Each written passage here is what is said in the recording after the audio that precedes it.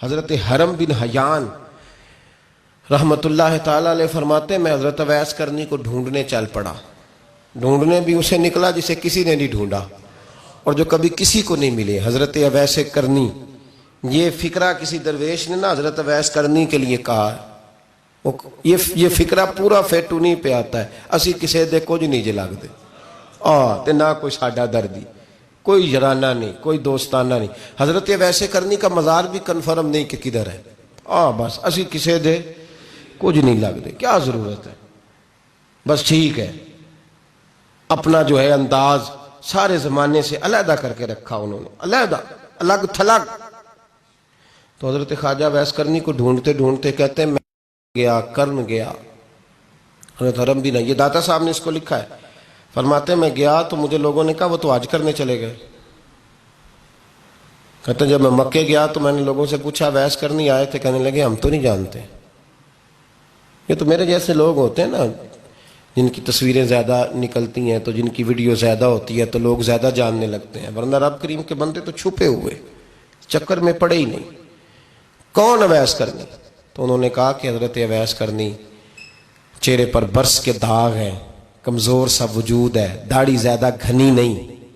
جب حالات بتائے تو کہنے لگے اس طرح کا ایک شخص آیا تھا، اس نے طواف کیا تھا. پہلے بھی دنیا کرتی ہے پر جب اس نے کیا ہے نا تو اس کے طواف نے وہ خود بھی رویا ہے اور بھی بڑے روئے ہیں. وہ جب حجر اسود پہ آیا ہے تو رنگ بدلتا دیکھا ہے. کہا وہ کدھر گئے؟ کہنے لگے پورا نہیں پتا، اتنا ضرور خبر ہے کہ ان کے انداز بتاتے تھے کہ اب مدینے جائیں گے.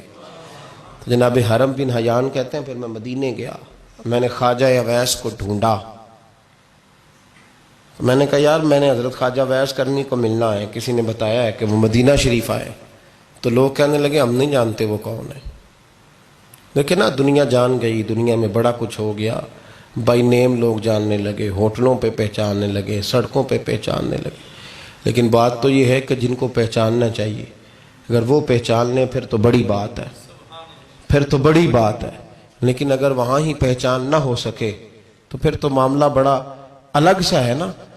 عزیز بھائی، حضرت خواجہ اویس کرنی کے بارے میں پوچھا تو مدینہ شریف کے زائرین اور وہاں کے مقامی لوگ بھی کہنے لگے کوئی نہیں پتا، ہم نہیں جانتے، ملے ہی نہیں. تو کہا باریک سا وجود ہے، پرانا سا لباس ہے، برس کے داغ ہے، چہرے پہ داڑھی زیادہ گھنی نہیں، کسی کو پاس نہیں بٹھاتے. اور پھر ایک جملہ اور کہا سنا ہے روتے ہیں تو بڑے درد سے روتے ہیں، سنا ہے بھیگی رہتی ہیں پلکیں، سنا ہے ان کی پلکیں بھیگی رہتی ہیں.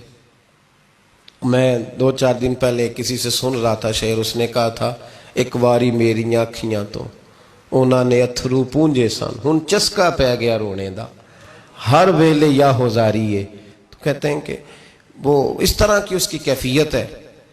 کہتے ہیں میں نے کہا یار وہی تو اویس کرنی تھے، کدھر گئے؟ کہنے لگے کوئی خبر نہیں. جب وہ آئے ہیں تو ان کے آنے کا انداز ہی نرالا تھا، سسکیاں اور آہیں نکل گئیں اس شخص کی جب وہ مدینے آیا.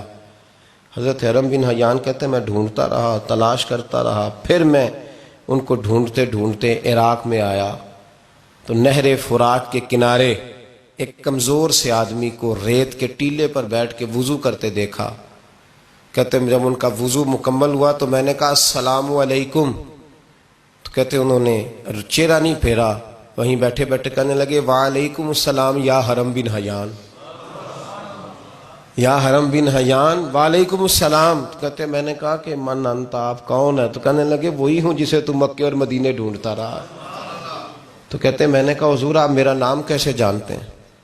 بڑا خوبصورت جملہ ہے، اللہ کرے آپ کو یہ یاد رہ جائے. سبق کبھی نہ بھولنا، یہ سبق کبھی نہ بھولنا. بابا صاحب کے مزار پہ گئے تو خالی آ گئے، داتا صاحب گئے تو خالی ایسے ہی چلے گئے. ہم فارغ لوگ تھے، کوئی کام نہیں تھا کہ بابا فرید کی گلیوں میں گھومتے رہے. ہم فارغ تھے کہ 2 بجے حضرت سلطان باہو رحمت اللہ علیہ کی جالیوں کے سامنے کھڑے رہے.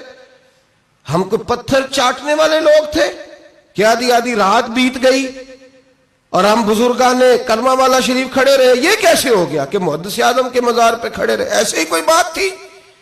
حضرت اویس کرنی بول کر فرمانے لگے، کہنے لگے کیا کہا تو نے کہ میں تجھے کیسے جانتا ہوں؟ فرمانے لگے تو مجھ سے پیار کرتا ہے. عارف تو روحی من روحی کا، میری روح تیری روح کی جاننے والی ہے. یہ روحوں کا رشتہ ہے، یہ خطا نہیں جایا کرتا. عرفت روحی من روحی کا، میری روح تیری روح کو جانتی ہے. یہ کیسے ہو گیا؟ کوئی ایسے لوگ تھے تو اتنی جگہ مجھے تلاش کر آیا اور میں تجھے جانوں نہ؟ یہ کیسے ہو سکتا ہے؟ یہ کیسے ممکن ہے؟ تو ڈھونڈتا رہا گلی گلی اور میں کہوں کہ میں تجھے جانتا نہیں. فرمایا حرم بھی نہ جان میں، ہاں میں دعا کرتا ہوں اللہ کی بارگاہ میں کہ رب کریم مجھے اور تجھے جنت میں اکٹھا کر دے. کہتے ہیں جب انہوں نے یہ دعا کی تو وہ چل پڑے. میں نے کہا حضور کہاں جا رہے ہو؟ فرمانے لگے میرا پیچھا نہ کرنا، میں کسی اور منزل کا مسافر ہوں، اور جس رستے میں چل رہا ہوں نا ان منزلوں پہ ساتھ نہیں کسی کو لیا جاتا. یہ میری اپنی ذاتی منزل ہے، اس میں پاؤں پہ چھالے ذرا سخت ہوتے ہیں. ہر آدمی کا کام نہیں یہاں چلنا، تو مجھے تنہا رہنے دے اور مجھے اپنی مرضی سے چلنے دے. کہتے میں نے منت کی تو کہنے لگے بس تو نے جد و جہد بڑی کی تھی تو تیرے ساتھ ملاقات کر لی، تجھے پہچان لیا، تیرے ساتھ بات کر لی، ورنہ میں کہہ چکا ہوں اسی کسے دے کچھ نہیں لگ دے. اسی لیے میں نے حضرت غالباً امام شورانی رحمۃ اللہ علیہ کے حوالے سے پڑھا ہے کہ قیامت کے دن جب حضرت ویسے کرنی جنت میں جائیں گے تو ممکن ہے اس وقت بھی لوگوں کو دیدار نہ کرایا جائے، بلکہ امام شورانی کہتے ہیں اللہ 70,000 فرشتے ان کی شکل کے پیدا فرمائے گا اور ان کے جھرمٹ کے اندر چھپا کے انہیں جنت میں داخل کرے گا. ملاقات کس سے ہوگی؟ صرف انہی سے ہوگی جن کے لیے انہوں نے زندگی گزار دی. یا خدا سے ملیں گے یا مصطفیٰ کریم سے ملیں گے. یہ بھی لوگ تو محبت کریں، صالحین کا پیار، نیک لوگوں کی محبت، صالحین کی محبت رستہ آسان کرتی. کوئی شک نہیں کہ زمانے میں سارے لوگ اچھے نہیں ہوتے، برے لوگ بھی آئے ہیں مارکیٹ میں، ہوتے ہیں، لیکن 2 4 5 10 بروں کو لے کر کے اچھوں کی محبت چھوڑ دیں گے، نیک لوگوں کا ذکر چھوڑ دیں گے، ان کا پیار چھوڑ دیں گے، ان کا تذکرہ پڑھنا چھوڑ دیں گے، ان کے پاس بیٹھنا چھوڑ دیں گے. گزشتہ دور میں جو بادشاہ بھی نیک ہوئے نا وہ بھی صالحین کی محبت کی وجہ سے نیک ہوئے. اورنگزیب عالمگیر اگر کچھ بہتر ہوئے تو اس لیے کہ ملا جیون نیک آدمی سے محبت کرتے تھے. محمود غزنوی کی بہتری کا سبب یہ تھا کہ حضرت سیدنا ابو الحسن خرقانی کے پاس جایا کرتے تھے. صالحین کی محبت نے بادشاہوں کے رخ بدلے، بادشاہوں کے. ان لوگوں کو پیار تھا تو حالات جہانگیر بادشاہ جایا کرتا تھا خواجہ اجمیر کے آستانے پر، تو لوگ کہتے ہیں کہ بڑے سخت دنوں میں بھی ہم اس کی آنکھوں میں آنسو دیکھا کرتے تھے. درد والی جگہ پہ جاتے تھے نا لوگ تو درد مند ہو جاتے. اس لیے صالحین کا پیار کبھی نہ چھوڑے، کبھی نہ چھوڑے. میرے بھائی کپڑوں پہ مٹی پڑ جائے نا تو کپڑے دھوئے جاتے ہیں، اتار کے پھینکے نہیں چاہتے. چیزیں غلط ہو جائیں تو گرد جھاڑی جاتی ہے. اس نظام کو چھوڑا، صالحین کا پیار کبھی نہ چھوڑنا، کبھی نہ چھوڑنا. رب کریم کے بندوں کی محبت اللہ تبارک و تعالیٰ کے قریب کرے گی آپ کو. اللہ کے بندوں کی محبت آپ کے اندر جلوے پیدا کرے. اور اگر آپ ان کو پڑھیں گے، میں جب پاک پتن شریف جاتا ہوں یا کسی مزار پر میں کھڑا ہوتا ہوں نا تو وہ جو حالات پڑے ہوتے ہیں نا ان بزرگوں کے وہ سامنے آتے ہیں کہ یہاں خواجہ نظام الدین محبوب الہی تشریف لائے. دیکھیں نا اگر کوئی بندہ سوچے تو ہو سکتا ہے کہ اس کا کلیجہ پھٹنے کو آئے. جب خواجہ نظام الدین صاحب کہتے ہیں کہ جو باب جنت ہے نا بابا فرید صاحب کا، کہتے ہیں ایسی باب جنت نہیں. فرماتے ہیں جب بابا صاحب کا وصال ہوا تو بابا صاحب وہیں لیٹے ہوئے تھے جہاں آج ان کی مزار ہے، اور ان کے سرانے بالکل جس جگہ کو لوگ باب جنت کہتے ہیں وہاں میں نے رسول پاک کو کھڑے ہوئے دیکھا ہے. اب کوئی آدمی حضور کی خوشبو محسوس، اس کا ایک ارادہ بن گیا نا کہ یہاں حضور کھڑے تھے، اس پر کیفیت کیا طاری ہوگی، اس پر انداز کیا ہوگا، اس پر وارد کیا ہوگا، وہ کہاں پہنچ جائے گا 1-2 منٹ کے اندر. تو یہ تو اس وقت ہے جب اس کے محسوسات ہوں گے، جب وہ نظریاتی طور پر اس بات سے متفق ہوگا، جب وہ خوشبو محسوس کرنے کی صلاحیت رکھتا ہوگا. ایک بات عذرائے محبت ہے، کہہ دیتا ہوں کیونکہ سوالات ہوتے رہتے، کہہ دیتا ہوں. اعلیٰ حضرت کے ایک مرید تھے مولانا حشمت علی خان صاحب رحمۃ اللہ، بڑے تگڑے آدمی تھے. جن لوگوں کی پوزیشن بڑی سخت فاضل لوگ ہوتے ہیں نا، اور حاضر جواب 1 منٹ سے پہلے. پاک پتن شریف گئے تو باب جنت سے گزر کے آئے. باب جنت سے کسی ہمارے عالم نے نہیں لکھا کہ جب وہاں سے گزر گیا اب توبہ نہ کرے اور کوئی اچھا عمل نہ کرے تو جنت میں جائے گا. بس یہ کہا کہ ایک دروازہ ہے جہاں خواجہ نظام نے حضور علیہ السلام کو کھڑے دیکھا، گزر جائے کوئی تو الحمدللہ اس کے لیے ایک برکت ہے. لیکن کسی شخص نے یہ نہیں کہا کہ اب وہاں سے نکل کے آ جائے اور معاذ اللہ جھوٹ بولے، جو مرضی کرے اور کہ میں جنتی ہو گیا، یہ معنی کسی بندے نے بھی بیان نہیں کیا۔ ہاں وہاں سے گزر کے آئے، سچی توبہ کرے، بعد میں اپنے اعمال پہ محنت کرے، اللہ اسے برکت عطا کرے گا۔